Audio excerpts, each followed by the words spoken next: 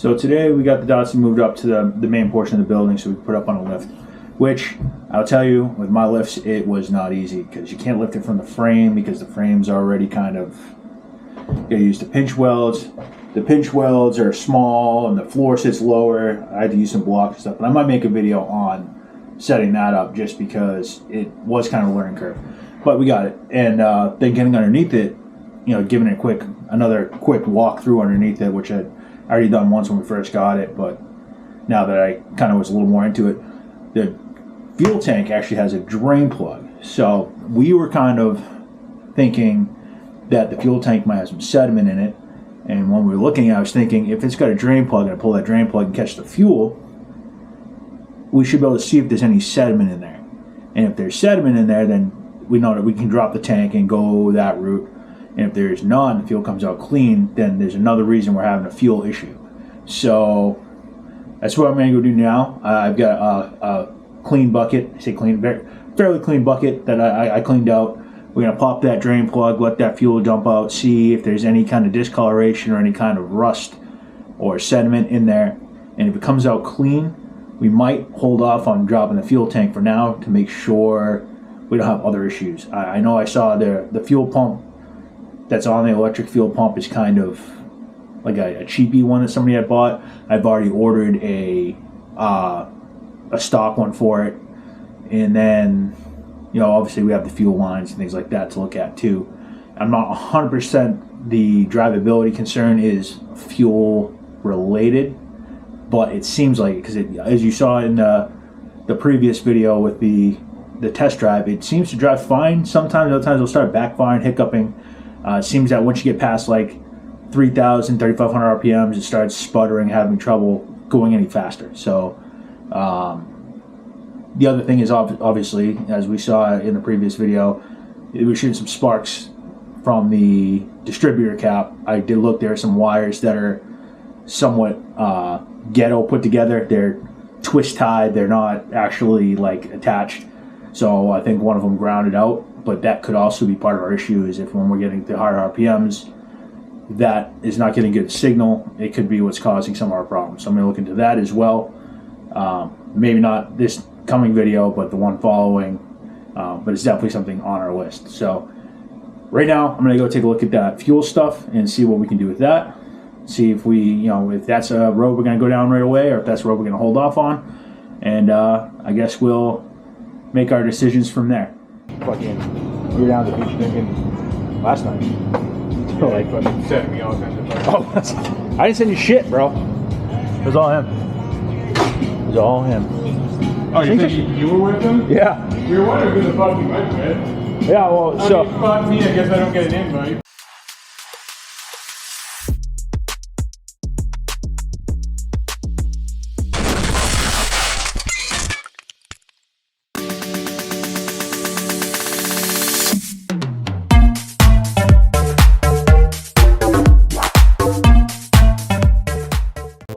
O'clock at night. You guys. I don't care. It's the thought that counts, asshole. I thought about you. That's why I didn't message you. I don't want to hurt your feelings. You heard it now, asshole. Yeah, now I'm not drunk, so now I want to hurt your feelings. Yeah, so this is what we got going on over here. This is that frame rail. It looks worse than it actually is up inside. It's a little fluffy. Push through it a little bit there, but it's all solid here and a little bit up here. But I have this piece here. But while we're under here, notice this right here. I'm wondering if that has something to do with my problems driving under load. I mean, this doesn't look good either. And obviously, we're leaking fluids everywhere. So that's all I gotta get taken care of. Rear brakes don't work, so that we need to look into. Somebody did this external fuel pump at one point or another. Well, they did a hack job on it. I mean, this is the original one still right here. Let's get this one zip tied to it. And that could be part of the issue as well. So I'm going to try to source out an original one or a better setup, because this, I don't like that. That's kind of sketchy. And then we also found, where was she? Oh, I think that was the other wire right there, and then we discovered it actually goes here. But yeah, I mean, not too bad. Gonna need a little love, but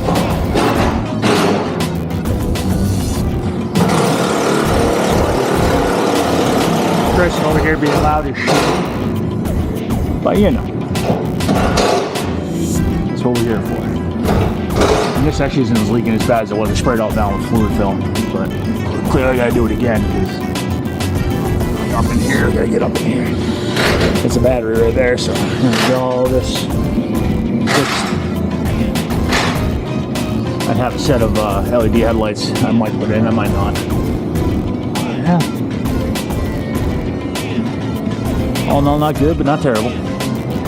Unlike Chris's truck over here, terrible. No, I mean this is actually. I'll say it again. This thing's way fucking cleaner than I ever thought it was gonna be. Those cab mounts are like questionable, but other than that, Who needs a cab? Just put it on an air suspension, just let it roll around, like those tractor trailers. What do you mean, bro? This is fun. You still got like a third of your metal here. yeah, and this side's fucking half collapsed. What's crazy is how nice everything around it looks. Yeah, it's literally just a fucking cab mount grenade. Hey, what is it? Oh, did you try to put a pop rivet in here? Is that your door pin? No, that's why I didn't push it. It was right here.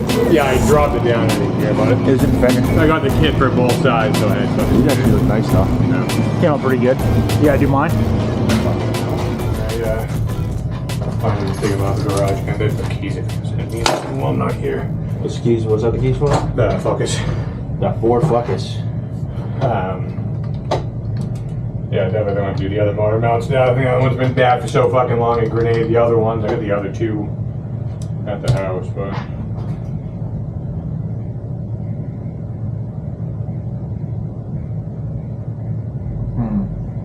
That's my eraser wheel. It's gonna be here tomorrow. So neither of those are gonna matter to me. Yeah, front sensor, neutral safety switch, which I already knew didn't work because I could just crank the car over. I might fix it anyway, because Can't hurt. well, so back when I had my Dodge Stealth, my dad drove it, parked in front of the garage one day, and then I was gonna pull it into his garage, but his garage was full of shit, so he was like guiding me in, and I go to start it, and he left it in gear. And then he said, didn't work out, so I started and drove right in, almost ran him the fuck over. That was a bummer. I was kind of hoping that was like some kind of like gear recognition. Yeah. Which, I mean, I guess it being a 72, I should have known that that's not what it was. But. Because one's the reverse backup switch, and one is the transmission neutral safety switch. And one of them's still hooked up, and the other one isn't. And considering I can just turn the key, I'm guessing the one that's not hooked up is the transmission safety switch. I'm hoping by this year my car will be able to do that kind of mileage. Actually, there's a guy, I was talking to the guy who's selling that motor, and he told me if I bring it over to him, he'll take a look at it and see if he can figure out why it's bugging out. Because Where is he? Not far. Yeah, say it wasn't far. It wasn't like far. It was like around us. It was like Raymond or something, or it was Mass. I can't remember. I thought it was like, wasn't it like Salem or Sandown or some shit like that? Yeah, it was like, it wasn't far away. Right here.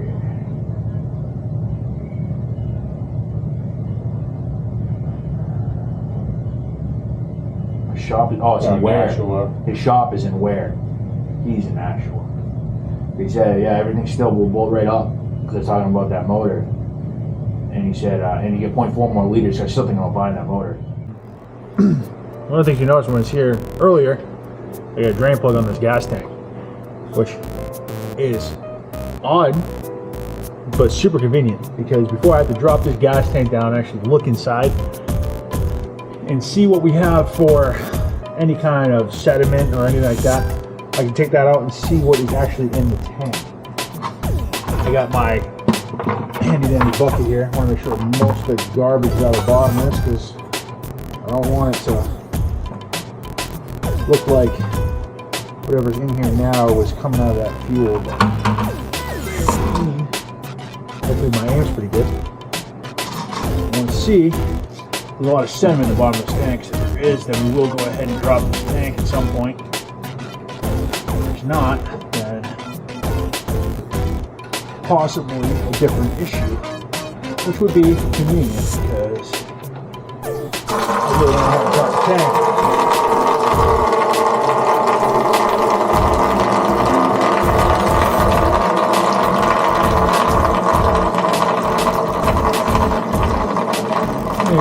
so far it looks fairly clean. Well, we'll see when she's done draining. Hoping I have 1 to 5 gallons in there.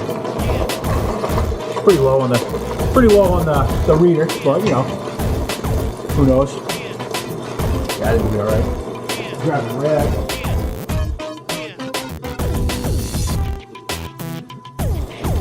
The other thing I was noticing, I think I mentioned this earlier, is this fuel pump doesn't look like it's original. I mean, it's definitely not original, but it doesn't look like even a proper aftermarket replacement. So I'm wondering if under load it's not building the proper amount of pressure. So if this comes out and this is nice and clean, everything here looks okay, I'm going to turn around and look up what I need to do to get a real inline fuel pump for this bad boy, and try that. Because obviously if the fuel pump's losing pressure, then that'll explain why it'll idle fine, but as soon as you start trying to drive it, it starts backfiring and bogging like it's not getting enough fuel or getting too much fuel. Yeah, there was more gas in there than I thought there was.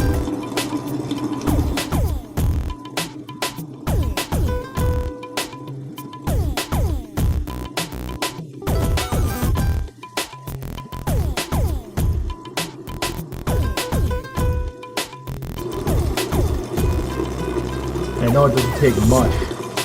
A little bit of sediment can go a long way, but I guess probably should have popped the gas cap too, huh?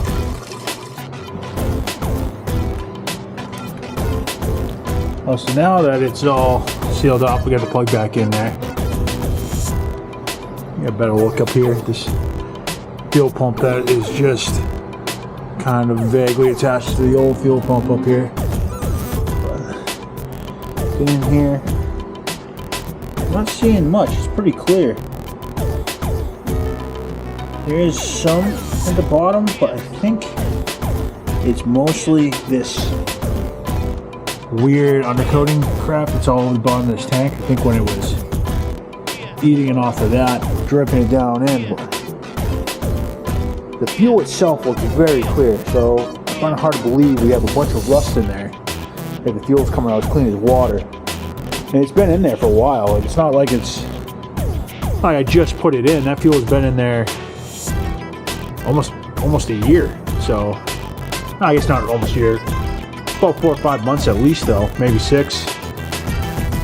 So I would think if we had a huge rust issue in there, it would have shown in the fuel to some degree. It would have some kind of discoloration in it. So I'm pretty hopeful that that is not the case, and I'm going to be able to get away with not having to replace this fuel tank. I'm going to have to look into getting the proper fuel pump for this and see if maybe it's a fuel pressure issue.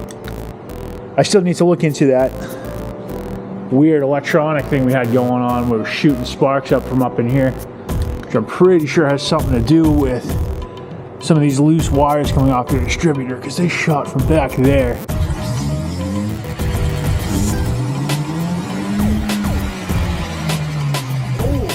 It's not even connected, you know, it's just twisty tied together. So I'm wondering if maybe it jumped and that's what caused it. So that's another thing I'll have to do, is actually connect that plug together properly. But today's project's done. Well, thank you guys. I'll definitely catch you guys on the next endeavor. I got plenty left to go.